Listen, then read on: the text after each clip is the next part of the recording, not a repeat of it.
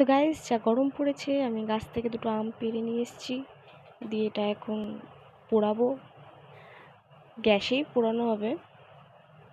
তো আমি গ্যাসে বসিয়ে দিয়েছি আম দুটো, অল্প একটু পুড়ে এসছে। গ্যাসে অত ভালো পোড়া যায় না, উনুনে খুব ভালোভাবে পোড়ানো যায়। তো এখন আমি ছাড়িয়ে নিচ্ছি খোসাগুলো। ছাড়ানোর পর এই গামলার মধ্যে আলাদা করে অল্প একটু জল নিয়ে এটাকে খুলে রাখবো।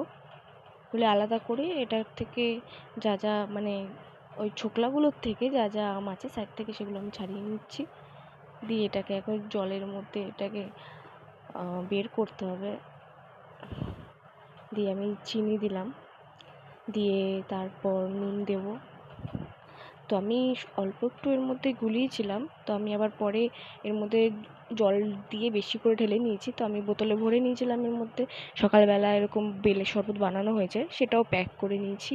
এটার মধ্যে আমের শরবত, এর মধ্যে বেলের শরবত, আর এর মধ্যে নর্মাল জল। তো আমি চলে এসেছি আমার বান্ধবীর কাছে মাঠে। তো আমি তাকে দিলাম। আরও অনেকজন ছিল, তারা এখনও আসেনি।